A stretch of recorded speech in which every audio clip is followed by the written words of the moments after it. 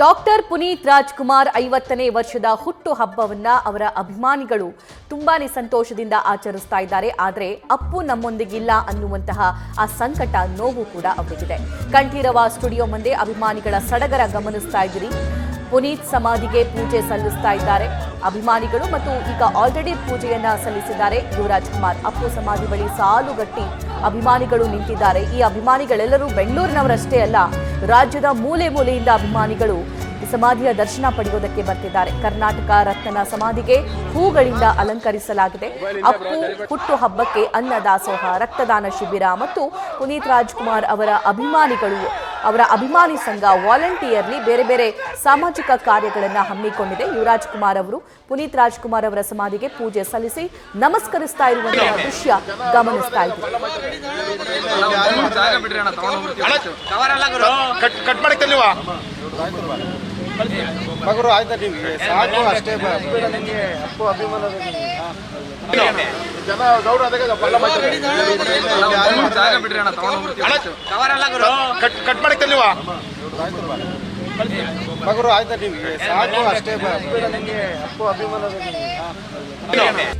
ಅಪ್ಪು ನಮ್ಮೊಂದಿಗಿಲ್ಲ ಅನ್ನುವಂತಹ ಸಂಕಟ, ಅದರ ಮಧ್ಯೆ ಅಪ್ಪು ಅವರ 50ನೇ ವರ್ಷದ ಹುಟ್ಟುಹಬ್ಬ ಅನ್ನುವಂತಹ ಸಂಭ್ರಮ ಎರಡೂ ಅಭಿಮಾನಿಗಳಲ್ಲಿ ಹೇಗಿದೆ ಡೀಟೇಲ್ಸ್ ನೀಡ್ತಾ ಹೋಗೋದಾದ್ರೆ.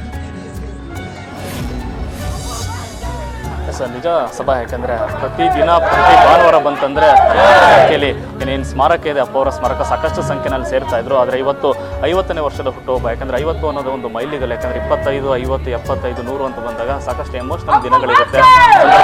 ಸೊ ಇವತ್ತು 50ನೇ ವರ್ಷ ಸಾಕಷ್ಟು ಸಂಖ್ಯೆಯಲ್ಲಿ ಅಭಿಮಾನಿಗಳು ಸೇರುವಂಥದ್ದು, ರಾಜ್ಯದ ನಾನಾ ಭಾಗಗಳಿಂದ ಬಂದಿರುವಂಥದ್ದು. ಸೊ ಬೆಳಿಗ್ಗೆ ಸಾಕಷ್ಟು, ಯಾಕಂದರೆ ನಿನ್ನೆ ರಾತ್ರಿಯಿಂದನೇ ಅಭಿಮಾನಿಗಳು ಕೇಕ್ ತರೋದಾಗ್ಲಿ, ಈ ಜಾಗದಲ್ಲಿ ಒಂದು ಕೇಕ್ ಕಟ್ ಮಾಡೋದಾಗ್ಲಿ, ಈ ಥರದ ಒಂದಷ್ಟು ಸಂದರ್ಭಗಳಾಯಿತು. ಆದರೆ ಇವತ್ತು ನೋಡೋದಾದ್ರೆ ರಾಜ್ಯಗಳಿಂದ ಒಂದಷ್ಟು ಜನ ಬಂದಿದ್ದಾರೆ. ಯಾಕಂದರೆ ತಮಿಳುನಾಡಾಗಲಿ ಅಥವಾ ಆಂಧ್ರ ಆಗಲಿ ಮತ್ತು ಕೇರಳದಿಂದ ಆಗಲಿ ಸಾಕಷ್ಟು ಅಭಿಮಾನಿಗಳು ಬಂದಿರುವಂಥದ್ದು. ಸೊ ಭಾಳ ಮುಖ್ಯವಾಗಿ ಒಂದಷ್ಟು ಜನನ ಅಬ್ಸರ್ವ್ ಮಾಡ್ಬೋದಕ್ಕೆ, ಯಾಕಂದರೆ ಇವರು ನಮ್ಮ ಜೊತೆಯಲ್ಲಿ ತಮಿಳುನಾಡಿನ ಅಭಿಮಾನಿ ಬಂದಿದ್ದಾರೆ. ಅವ್ರನ್ನ ಮಾತಾಡ್ತಾ ಹೋದ್ರೆ, ಯಾಕಂದರೆ ರಾಜ್ಕುಮಾರ ಸಿನಿಮಾದ ಮೂಲಕ ಅಪ್ಪು ಅವ್ರ ಮೇಲೆ ತಿಳ್ಕೊಂಡು ಅವ್ರ ಕನ್ನಡದ ಮೇಲಿನ ಅಭಿಮಾನ ಬೆಳೆಸ್ಕೊಂಡು ಈಗ ಬೆಂಗಳೂರಿನಲ್ಲಿ ವಾಸ ಮಾಡಿದ್ದಾರೆ. ಯಾಕಂದರೆ ಅಪ್ಪು ಅವರು ಇರುವಂಥ ಜಾಗದಲ್ಲಿ ನಾನು ಇರಬೇಕು ಅಂತಾರೆ. ಅವ್ರನ್ನ ಮಾತಾಡ್ತಾ ಹೋಗ್ತೀನಿ. ಸೊ ನಮಸ್ತೆ, ನಿಮ್ಮ ಮೂಲ ಮತ್ತು ನೀವು ಅಪ್ಪು ಅವ್ರ ಅಭಿಮಾನಿ ಆಗಿದ್ದು ಯಾವಾಗಿಂದ ಅಂತ ಅಂದ್ಬಿಟ್ಟು, ಅಪ್ಪು ಅವ್ರು ಅಂದ ತಕ್ಷಣ ನಿಮಗೆ ಪ್ರೀತಿ ಯಾವ ಕಾರಣಕ್ಕೆ ಅಂತ? ಸರ್, ನಾನು 11th ಸ್ಟ್ಯಾಂಡರ್ಡ್ ಫಸ್ಟ್ ಓದ್ತಿರ್ಬೇಕಾದ್ರೆ ರಾಜ್ಕುಮಾರ ಫಿಲಮ್ ಫಸ್ಟ್ ನೋಡಿದೆ.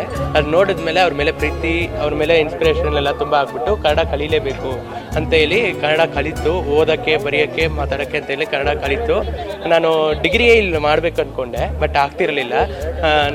ಒಂದೊಂದು ಸಲ ಏನು ಬೇಜಾರು ಅನಿಸೋದಂದರೆ, ನಾವು ಇನ್ನೂ ಬೇಗ ಮುಂಚೆ ಹುಟ್ಬಿಟ್ಟಿದ್ರೆ ಎಜುಕೇಷನ್ ಎಲ್ಲ ಮಾಡಿ ಬೇಗ ಮುಗಿಸಿ ಇಲ್ಲೇ ಅವ್ರು ಇದ್ದಾಗನೇ ಕೆಲಸಕ್ಕೆ ಬಂದಿರ್ಬೋದು, ಅವ್ರನ್ನ ಭೇಟಿ ಆಗ್ಬೋದಿತ್ತು ಅಂತೇಳಿ ಕಾಡೋದು, ಅದೊಂದೇ ಕಾಡೋದು.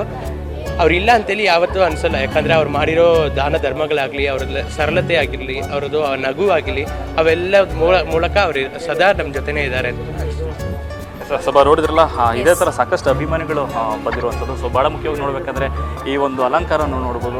ಯಾಕಂದರೆ 50ನೇ ವರ್ಷದ ಹುಟ್ಟುಹಬ್ಬ ಆಗಿರೋದ್ರಿಂದ ತುಂಬ ಅದ್ಭುತವಾಗಿ ಒಂದು ಹೂವಿನ ಅಲಂಕಾರ ಮಾಡಿರುವಂಥದ್ದು. ಯಾಕಂದರೆ ಒಂದು ವಾರದಿಂದ ಈ ಥರದೊಂದು ಪ್ಲ್ಯಾನಿಂಗನ್ನು ಮಾಡಿ ಅಪ್ಪು ಅಭಿಮಾನಿಗಳು ಈ ಥರದೊಂದು 50ನೇ ವರ್ಷವನ್ನು ಸ್ಮರಣೀಯ ಮಾಡಬೇಕು ಅನ್ನೋ ಕಾರಣಕ್ಕಾಗಿ ಈ ಥರದೊಂದು ಅಲಂಕಾರ ಮಾಡಿರುವಂಥದ್ದು. ಭಾಳ ಮುಖ್ಯವಾಗಿ ಈಗ ಅಭಿಮಾನಿಗಳೊಂದು, ಆದರೆ ಇನ್ನು ಕುಟುಂಬಸ್ಥರು ಕೂಡ ಇಷ್ಟರಲ್ಲೇ ಆಗಮಿಸಲಿದ್ದಾರೆ. ಇನ್ನು ಬೆಳಿಗ್ಗೆ ಯುವರಾಜ್ ಕುಮಾರ್ ಅವರು ಆಗಲೇ ಬಂದು ಅಪ್ಪು ಅವರ ಒಂದು ದರ್ಶನ ಮಾಡಿ ಹೋಗಿದ್ದಾರೆ. ಯಾಕಂದರೆ ಇವತ್ತು ಸಿನಿಮಾದ ಶೂಟಿಂಗ್ ಇರೋ ಕಾರಣದಿಂದ, ಭಾಳ ಮುಖ್ಯವಾಗಿ ಆ ಶೂಟಿಂಗ್ ಇರೋದ್ರಿಂದ ಮೊದಲಿಗೆ ಬಂದು ಅಪ್ಪು ಅವರ ದರ್ಶನ ಮಾಡಿ ಅನಂತರದಲ್ಲಿ ಮತ್ತೆ ಬರ್ತೀನಿ ಅಂತ ತಿಳಿಸಿದರೆ, ಇನ್ನು ಕೆಲವೇ ಕ್ಷಣಗಳಲ್ಲಿ ಕುಟುಂಬಸ್ಥರು ಕೂಡ ಈ ಒಂದು ಸ್ಮಾರಕದ ಬಳಿ ಆಗಮಿಸಿ ಹುಟ್ಟುಹಬ್ಬವನ್ನು ಆಚರಿಸಿದ್ದಾರೆ. ಸಭಾ, thank you Lokesh. News first, ನಿರ್ಭೀತಿಯಿಂದ ನಿಮ್ಮ ಪರವಾಗಿ.